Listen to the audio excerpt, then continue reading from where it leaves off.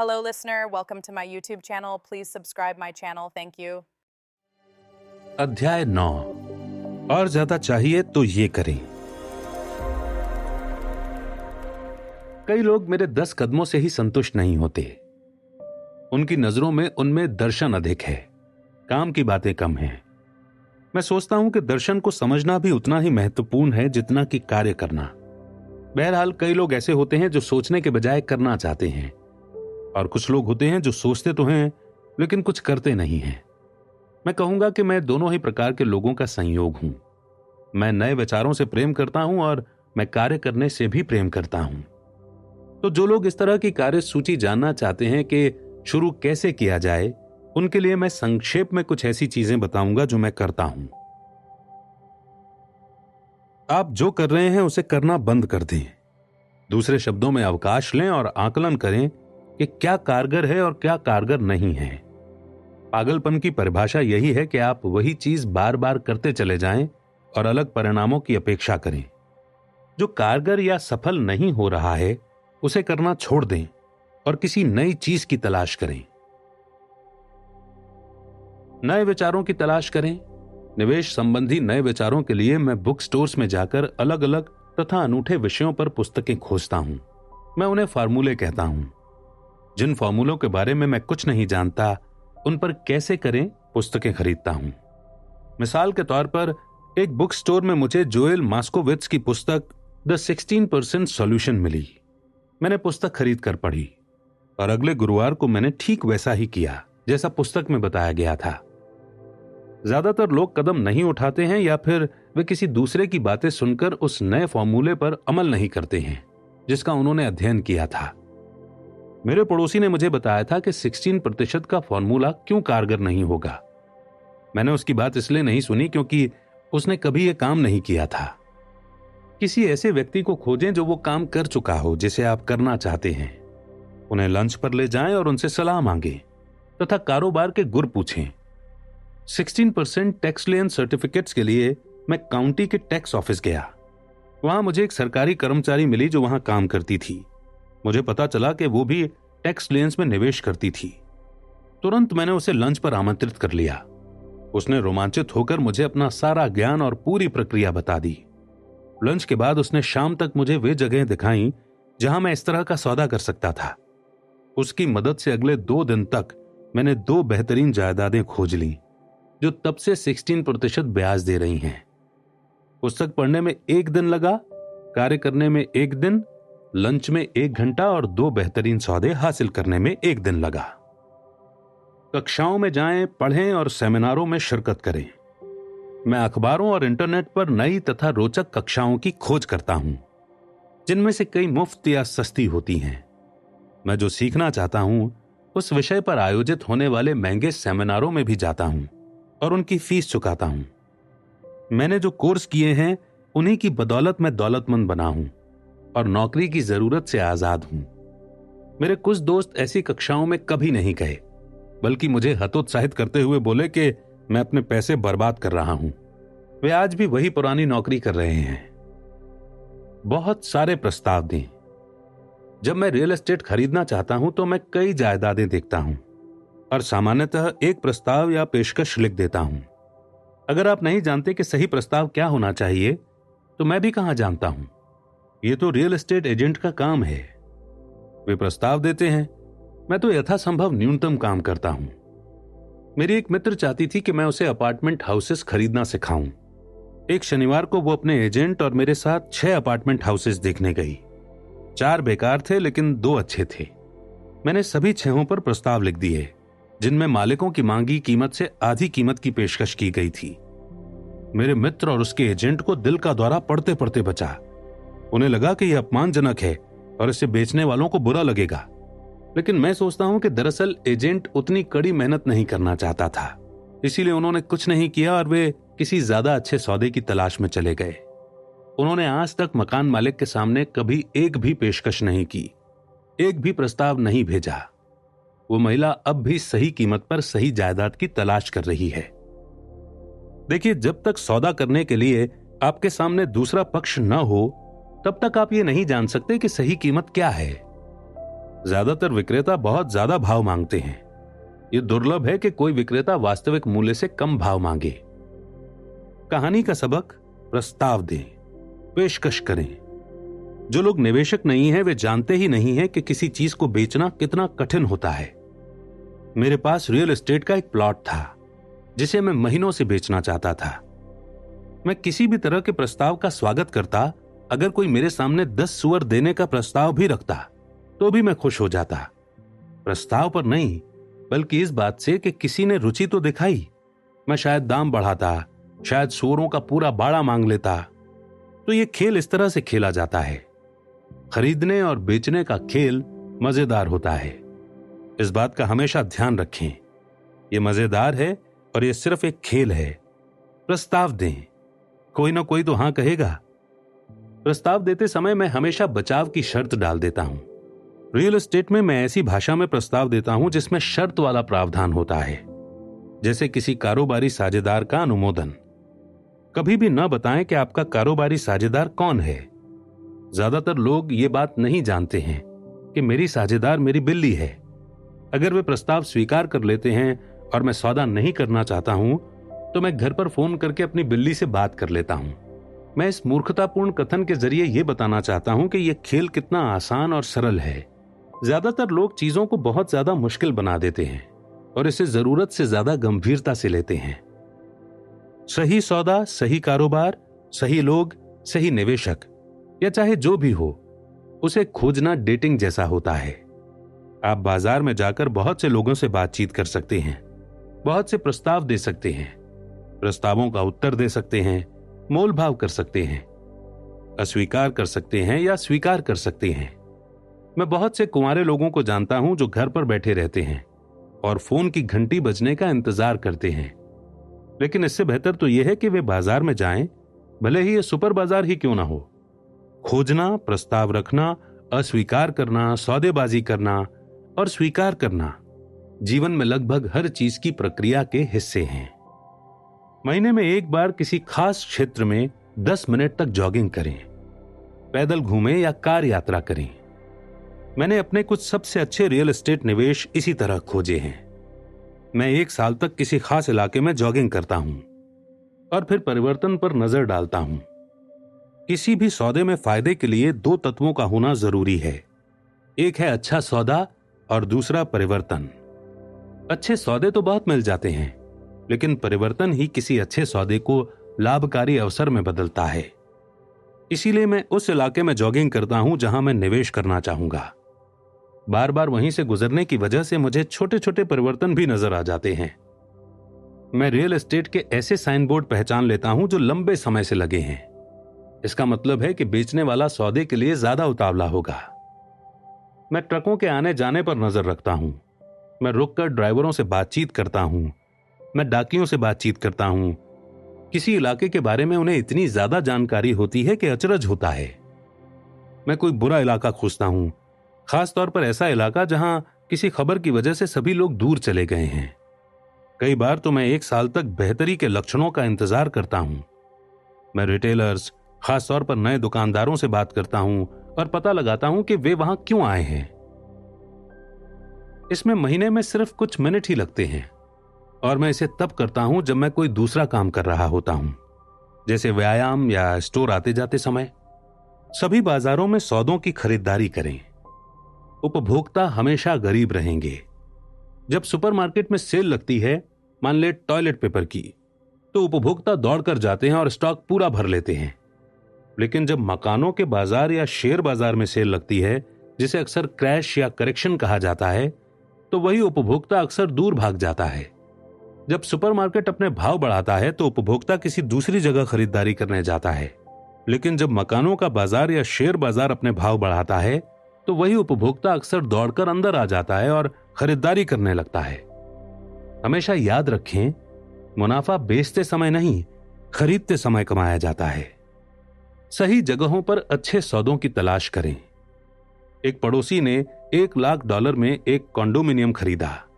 मैंने उसके बगल में उसी जैसा कॉन्डोमिनियम $50,000 में खरीदा। उसने मुझे बताया कि वो भाव बढ़ने का इंतजार कर रहा है। मैंने जवाब दिया कि फायदा खरीदते समय होता है, न कि बेचते समय। उसने एक रियल एस्टेट ब्रोकर के जरिए इसे खरीदा था, जो खुद किसी जायदाद की मालकिन नहीं थी। मैंने इसे एक बैंक की फोरक्लोजर नीलामी में खरीदा था। मैंने एक कक्षा में $500 की फीस देकर सीखा था कि ऐसा कैसे किया जाता है। मेरे पड़ोसी का सोचना था कि रियल एस्टेट में निवेश की कक्षा के लिहाज से $500 की फीस बहुत ज्यादा है। उसने कहा था कि उसके पास न तो इतने पैसे हैं और ना ही समय, इसीलिए वो भाव बढ़ने का इंतजार कर रहा है। पहले ऐसे लोगों की तलाश करें जो खरीदना चाहते हैं, फिर किसी ऐसे व्यक्ति की तलाश करें जो बेचना चाहता हो। एक मित्र एक खास तरह का प्लॉट खोज रहा था। उसके पास पैसा तो था लेकिन समय नहीं था। मैंने अपने मित्र की आवश्यकता से बड़ा प्लॉट खोज लिया। फिर मैंने अनुबंध करने के बाद अपने मित्र को फोन किया। मित्र ने कहा कि वो उस प्लॉट का एक हिस्सा चाहता है, तो मैंने उसका मनचाहा हिस्सा उसे बेच दिया और जमीन खरीद ली। बची हुई जमीन को मैंने मुफ्त में अपने पास रख लिया। कहानी का सबक, केक को खरीदो और उसे टुकड़ों में बांट दो। ज्यादातर लोग अपनी हैसियत के मुताबिक सामान की तलाश करते हैं, इसलिए उनकी नजर एक छोटे टुकड़े पर ही रहती है। वे केक का सिर्फ एक ही टुकड़ा खरीदते हैं, इसलिए वे अंततः कम सामान की ज्यादा कीमत चुकाते हैं। छोटा सोचने वालों को बड़े अवसर नहीं मिलते। अगर आप ज्यादा अमीर बनना चाहते हैं तो बड़ा सोचें। रिटेलर्स थोक खरीदने वालों को डिस्काउंट देना पसंद करते हैं, सिर्फ इसलिए क्योंकि अधिकतर कारोबारी लोग ज्यादा खर्च करने वालों को पसंद करते हैं। भले ही आपकी हैसियत कम हो, लेकिन आपको हमेशा बड़े विचार ही सोचने चाहिए। जब मेरी कंपनी कंप्यूटर खरीदने वाली थी, तो मैंने कई मित्रों को फोन करके पूछा कि क्या उन्हें भी कंप्यूटर खरीदना है। फिर हमने अलग अलग डीलर्स के पास जाकर मोल भाव किया और अंततः एक बढ़िया सौदा कर लिया, क्योंकि हमें बहुत से कंप्यूटर खरीदने थे। यही मैंने शेयरों के साथ भी किया है। छोटे लोग हमेशा छोटे ही बने रहते हैं क्योंकि उनकी सोच छोटी होती है। वे अकेले काम करते हैं या बिल्कुल भी काम नहीं करते। इतिहास से सीखें। शेयर बाजार की सभी बड़ी कंपनियां छोटी कंपनियों के रूप में शुरू हुई थीं। कर्नल सैंडर्स तब तक अमीर नहीं बने जब तक कि 60 साल की उम्र में उन्होंने अपना सब कुछ नहीं गंवा दिया।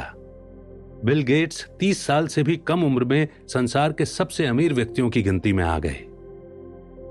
सक्रियता हमेशा निष्क्रियता को हरा देती है। ये वे चंद चीजें हैं जो मैंने अवसरों को पहचानने के लिए की हैं और जिन्हें मैं अब भी करता हूं। महत्वपूर्ण शब्द है की हैं और करता हूं। जैसा कि इस पुस्तक में कई बार दोहराया गया है, संपत्ति का पुरस्कार पाने से पहले आपको कर्म करना होगा। अभी से ही काम में जुट जाएं।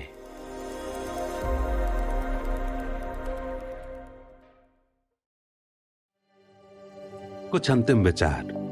मैं आपको कुछ आखिरी विचार बताना चाहूंगा। यह पुस्तक लिखने के पीछे एक खास उद्देश्य था।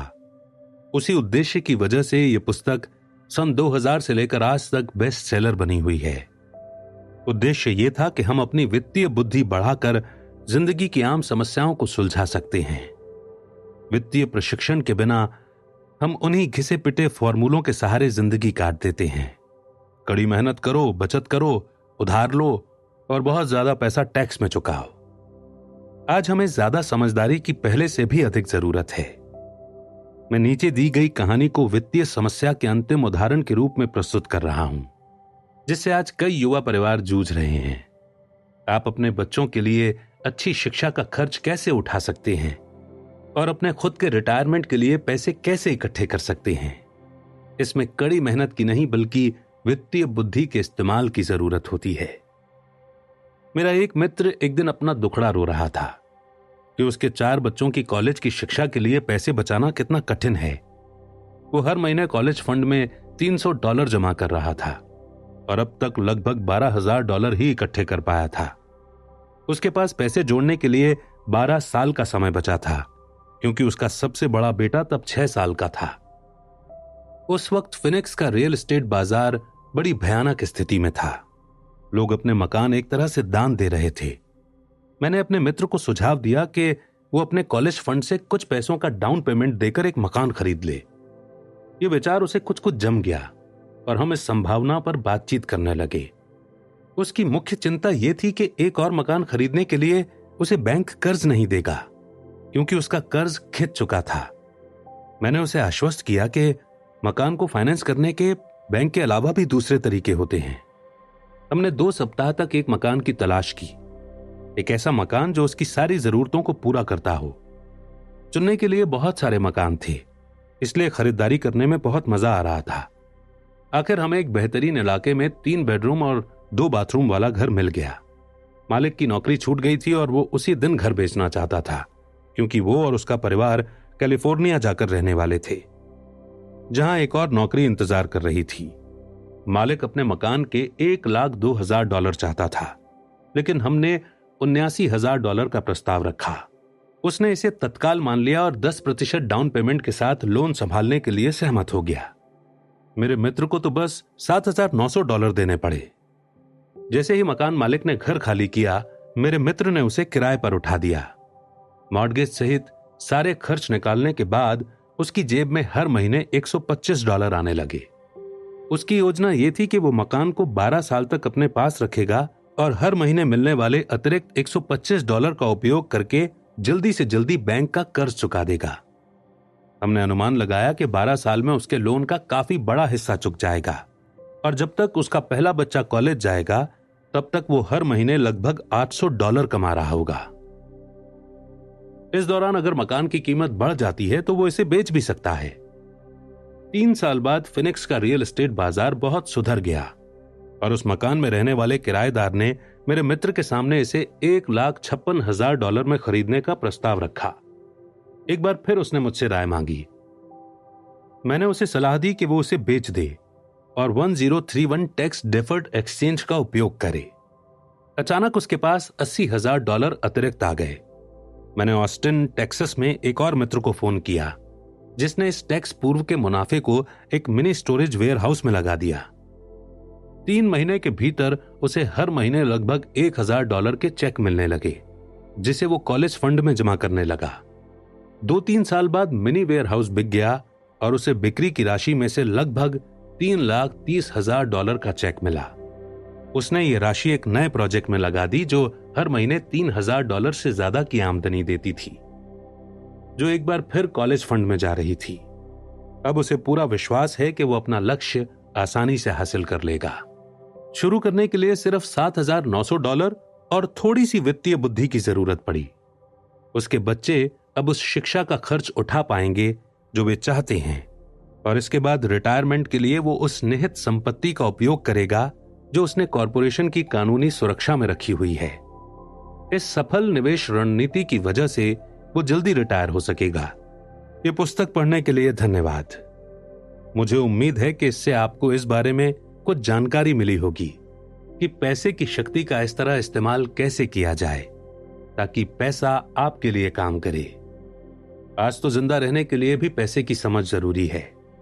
पैसे बनाने के लिए पैसे की जरूरत होती है। पैसे बनाने के लिए पैसे की जरूरत होती है। यह विचार वित्तीय दृष्टि से ना समझ लोगों की मानसिकता है। इसका यह मतलब नहीं है कि वे समझदार नहीं हैं। उन्होंने तो बस पैसे बनाने का विज्ञान नहीं सीखा है। धन सिर्फ एक विचार है। अगर आप ज्यादा धन चाहते हैं तो बस अपनी सोच बदल लें। हर स्वनिर्मित इंसान ने एक विचार के साथ छोटे पैमाने पर शुरुआत की थी और इसके बाद वो इसे धीरे धीरे फैलाता गया। यही फॉर्मूला निवेश पर भी लागू होता है। शुरू करने और इसे बढ़ाकर किसी चीज में बदलने के लिए सिर्फ कुछ डॉलरों की ही जरूरत होती है। मैं बहुत से ऐसे लोगों से मिलता हूं जो जीवन भर किसी बड़े सौदे के पीछे भागते रहते हैं और उसके लिए बहुत सारा पैसा इकट्ठा करने की कोशिश करते हैं, लेकिन मेरी नजर में यह मूर्खतापूर्ण है। अक्सर मैंने देखा है कि सीधे साधे निवेशक अपनी इकट्ठी की हुई पूंजी एक साथ किसी सौदे में लगा देते हैं और इसका अधिकतर हिस्सा तेजी से गंवा भी देते हैं। हो सकता है कि वे अच्छे कर्मचारी हों, लेकिन वे अच्छे निवेशक तो हरगिज नहीं हैं। धन संबंधी शिक्षा और बुद्धि महत्वपूर्ण है। जल्दी शुरुआत करें। कोई पुस्तक खरीदें, किसी सेमिनार में जाएं, अभ्यास करें, छोटी शुरुआत करें। मैंने 6 साल से भी कम के समय में $5,000 को $10 लाख की संपत्ति में बदला था, जिससे हर महीने $5,000 का कैश फ्लो मिलता था। लेकिन मैंने सीखना बचपन से ही शुरू कर दिया था। मैं आपको सीखने के लिए प्रोत्साहित करता हूं, क्योंकि ये ज्यादा मुश्किल नहीं है। दरअसल इसके आदी होने के बाद आपको ये काफी आसान लगेगा। मैं सोचता हूं कि मैंने अपना संदेश स्पष्टता से पहुंचा दिया है। जो आपके दिमाग में होता है उसी से यह तय होता है कि आपके हाथों में क्या आता है। धन सिर्फ एक विचार है। थिंक एंड ग्रो रिच या सोचिए और अमीर बनिए नाम की एक बेहतरीन पुस्तक है। इसका शीर्षक ये नहीं है कि कड़ी मेहनत करें और अमीर बने। ये सीखें कि पैसे से अपने लिए कड़ी मेहनत कैसे कराई जाए, और इसके बाद आपका जीवन ज्यादा आसान तथा सुखद होगा। आज इस बात की जरूरत है कि आप सुरक्षात्मक न खेलें, चतुराई से खेलें। 3 प्रकार की आय। अकाउंटिंग के संसार में 3 अलग अलग प्रकार की आय होती है। एक अर्जित या सामान्य रूप से कमाई गई, दूसरा पोर्टफोलियो और तीसरा निष्क्रिय। जब मेरे गरीब डैडी ने मुझसे कहा था कि स्कूल जाओ, अच्छे ग्रेड लाओ और सुरक्षित नौकरी खोजो, तो वो मुझे सलाह दे रहे थे कि मैं अर्जित आय के लिए काम करूं। जब मेरे अमीर डैडी ने मुझसे कहा था कि अमीर लोग पैसे के लिए काम नहीं करते, वे अपने पैसे से अपने लिए मेहनत कराते हैं, तो वे निष्क्रिय आय और पोर्टफोलियो की आय के बारे में बात कर रहे थे। ज्यादातर मामलों में निष्क्रिय आय रियल एस्टेट निवेशों से प्राप्त होती है। पोर्टफोलियो आय शेयरों और बॉन्ड्स जैसे कागजी संपत्तियों से प्राप्त होती है।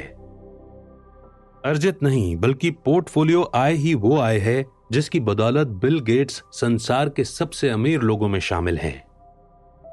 अमीर डैडी कहा करते थे कि अर्जित आय को जल्द से जल्द निष्क्रिय आय या पोर्टफोलियो की आय में बदलने की योग्यता ही दौलतमंद बनने की कुंजी है। वे कहते थे कि अर्जित आय पर सबसे ज्यादा टैक्स लगता है, सबसे कम टैक्स निष्क्रिय आय पर लगता है। इस वजह से भी आपको अपने पैसे से अपने लिए कड़ी मेहनत कराना चाहिए। आपका पैसा जिस आय के लिए कड़ी मेहनत करता है, सरकार उस पर कम टैक्स लगाती है। सरकार ज्यादा टैक्स तो उस आय पर लगाती है जिसके लिए आप कड़ी मेहनत करते हैं। मेरी दूसरी पुस्तक Rich Dad's Cash Flow Quadrant में मैंने 4 प्रकार के लोगों का उल्लेख किया है जिनसे कारोबारी संसार बनता है। वे हैं ई यानी कि कर्मचारी, एस यानी कि सेल्फ एम्प्लॉयड, बी यानी कि बिजनेस मालिक और आई यानी कि निवेशक। ज्यादातर लोग ई या एस बनना सीखने के लिए स्कूल जाते हैं। कैश फ्लो क्वाड्रेंट इन 4 प्रकार के लोगों की मूल भिन्नताओं के बारे में लिखी गई है। उसमें यह भी बताया गया है कि लोग अपना क्वाड्रेंट कैसे बदल सकते हैं। वास्तव में हमारे ज्यादातर प्रोडक्ट्स बी और आई क्वाड्रेंट्स के लिए ही बनाए गए हैं। Rich Dad's Guide to Investing में मैंने अर्जित आय को निष्क्रिय और पोर्टफोलियो आय में बदलने के महत्व पर ज्यादा विस्तार से बात की है। अमीर डैडी कहा करते थे, सच्चा निवेशक बस यही करता है कि वह अर्जित आय को निष्क्रिय और पोर्टफोलियो आय में बदल देता है। अगर आप ये जानते हैं कि आप क्या कर रहे हैं, तो निवेश खतरनाक नहीं है। ये तो बस कॉमन सेंस की बात है। अर्जित आय को निष्क्रिय या पोर्टफोलियो आय में बदलने की योग्यता ही वित्तीय स्वतंत्रता और भारी दौलत की कुंजी है। मेरे अमीर डैडी ने माइक और मुझे ये योग्यता सिखाने में काफी समय लगाया। इसी योग्यता की वजह से मेरी पत्नी किम और मैं आर्थिक दृष्टि से स्वतंत्र हैं तथा हमें दोबारा कभी काम करने की कोई जरूरत नहीं है। हम अब भी काम करते हैं, मगर शौक से। आज हम एक रियल एस्टेट निवेश कंपनी के मालिक हैं, जिससे हमें निष्क्रिय आय प्राप्त होती रहती है। पोर्टफोलियो आय के लिए हम शेयरों के प्राइवेट प्लेसमेंट तथा आईपीओ में निवेश करते हैं। हम एक वित्तीय शिक्षा कंपनी बनाने के लिए भी काम पर लौटे, ताकि हम पुस्तकें प्रकाशित कर सकें और खेल इजाद कर सकें। हमारे सारे शैक्षणिक प्रोडक्ट्स इस तरह बनाए गए हैं ताकि लोग वही योग्यताएं सीख सकें जो मेरे अमीर डैडी ने मुझे सिखाई थीं। अर्जित आय को निष्क्रिय और पोर्टफोलियो आय में बदलने की योग्यताएं। हमने जो खेल बनाए हैं वे महत्वपूर्ण हैं, क्योंकि उनसे हमें ऐसी बातें सीखने को मिलती हैं जो पुस्तकें नहीं सिखा सकती। मिसाल के तौर पर आप सिर्फ पुस्तक पढ़कर साइकिल चलाना कभी नहीं सीख सकते। वयस्कों के लिए हमारा कैश फ्लो गेम और कैश फ्लो फॉर किड्स अर्जित आय को निष्क्रिय तथा पोर्टफोलियो आय में बदलने की बुनियादी निवेश योग्यताएं सिखाने के लिए तैयार किया गया है। ये अकाउंटिंग और वित्तीय साक्षरता के सिद्धांत भी सिखाते हैं। ये खेल जगत के एकमात्र और अनूठे शैक्षणिक प्रोडक्ट्स हैं जो ये सारी योग्यताएं एक साथ सिखाते हैं। कैश फ्लो 202 हमारे कैश फ्लो 101 का उन्नत संस्करण है और इसे खेलने के पहले कैश फ्लो 101 को खेलने व पूरी तरह से समझने की जरूरत होती है। कैश फ्लो 101 और cash flow for kids fundamental या आधारभूत निवेश के सिद्धांत सिखाते हैं। कैश फ्लो 202 तकनीकी निवेश के सिद्धांत सिखाता है। तकनीकी निवेश में उन्नत ट्रेडिंग तकनीकें शामिल हैं, जैसे short selling, call options, put options और स्ट्रैडल्स। जो व्यक्ति इन उन्नत तकनीकों को समझ लेता है वो पैसे कमा सकता है, चाहे बाजार ऊपर जाए या नीचे आए। जैसा मेरे अमीर डैडी कहते थे कि सच्चा निवेशक ऊपर चढ़ते और नीचे गिरते दोनों ही बाजारों में पैसे बना लेता है। इसीलिए वे इतना ज्यादा पैसा बनाते हैं। उनके ज्यादा पैसे बनाने के कारणों में से एक ये होता है कि उनमें ज्यादा आत्मविश्वास होता है। अमीर डैडी कहते थे उनमें ज्यादा आत्मविश्वास इसलिए होता है क्योंकि वे हारने से कम डरते हैं।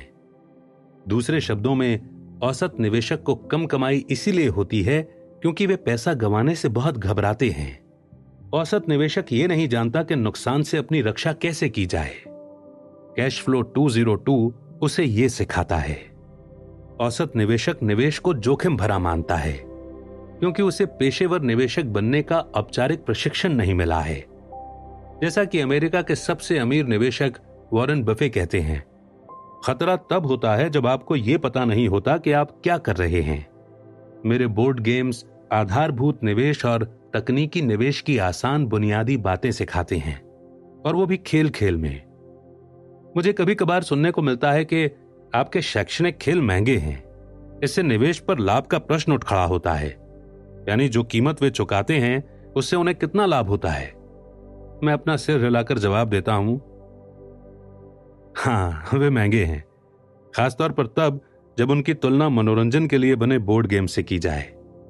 लेकिन मेरे खेल इतने महंगे नहीं हैं जितनी की कॉलेज की शिक्षा है। अर्जित आय के लिए जिंदगी भर मेहनत करना है, ढेर सारा टैक्स चुकाना है और निवेश बाजार में सारे पैसे गंवाने की दहशत में जीना है। जब कोई ज्यादा कीमत के बारे में बड़बड़ाता हुआ जाता है तो मैं अपने अमीर डैडी की आवाज सुन सकता हूं।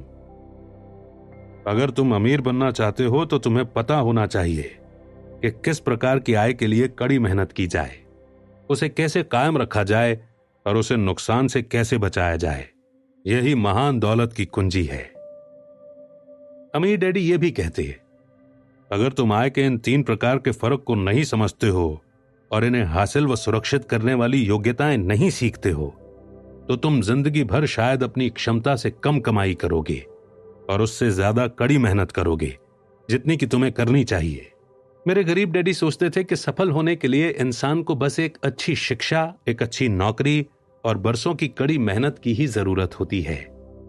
मेरे अमीर डैडी भी अच्छी शिक्षा को महत्वपूर्ण मानते थे, लेकिन उनके लिए यह भी महत्वपूर्ण था कि माइक और मैं तीनों प्रकार की आय के फर्क जान लें और यह भी जान लें कि किस प्रकार की आय के लिए कड़ी मेहनत करनी चाहिए। उनकी नजरों में यह बुनियादी वित्तीय शिक्षा थी। तीनों आयों में फर्क जानना और अलग अलग आय पाने की निवेश योग्यताएं सीखना हर उस व्यक्ति के लिए बुनियादी शिक्षा है जो भारी दौलत और वित्तीय स्वतंत्रता हासिल करना चाहता है। एक ऐसे प्रकार की स्वतंत्रता जिसका स्वाद सिर्फ कुछ लोग ही चख पाते हैं। जैसा अमीर डैडी पहले सबक में कहते हैं, अमीर लोग पैसे के लिए काम नहीं करते, वे पैसे से अपने लिए काम कराते हैं। अमीर डैडी कहते थे, अर्जित आय वो पैसा है जिसके लिए तुम काम करते हो और निष्क्रिय तथा पोर्टफोलियो वो आय है जिसमें पैसा तुम्हारे लिए काम करता है। इस छोटे से फर्क को समझना मेरे जीवन के लिए बहुत महत्वपूर्ण साबित हुआ। या जैसा रॉबर्ट फ्रॉस्ट ने अपनी कविता के अंत में लिखा है, और इसी से सारा फर्क पड़ा। आप सभी को 2 महान उपहार दिए गए हैं, आपका दिमाग और आपका समय। इनका मनचाहा उपयोग या सदुपयोग करना आप पर निर्भर करता है। आपके हाथ में आने वाले हर डॉलर से आपको और सिर्फ आपको वो शक्ति मिल जाती है जो आपकी तकदीर बनाती है या बिगाड़ती है। इसे मूर्खतापूर्ण ढंग से खर्च करते हैं तो आप गरीब बनने का विकल्प चुनते हैं। इसे दायित्वों पर खर्च करते हैं तो आप मध्य वर्ग में शामिल हो जाते हैं। इसका निवेश अपने दिमाग में करते हैं और संपत्तियां इकट्ठी करने के उपाय सीखते हैं तो आप भविष्य में दौलतमंद बनने का विकल्प चुनते हैं तथा लक्ष्य बनाते हैं। चयन आपका और सिर्फ आपका है। हर दिन हर डॉलर के साथ आप अमीर, गरीब या मध्य वर्गीय होने का फैसला करते हैं। अगर आप ये ज्ञान अपने बच्चों के साथ बांटने का विकल्प चुनते हैं तो आप उन्हें उस संसार के लिए तैयार करने का विकल्प चुनते हैं जो उनका इंतजार कर रहा है। ये काम कोई दूसरा नहीं करेगा। आपका और आपके बच्चों का भविष्य उन विकल्पों से तय होगा जिन्हें आप आने वाले कल में नहीं बल्कि आज चुनते हैं। मेरी कामना है कि आपके पास बहुत सी दौलत हो और जिंदगी नामक महान उपहार से आप बहुत सा सुख भोगें। Robert Kiyosaki.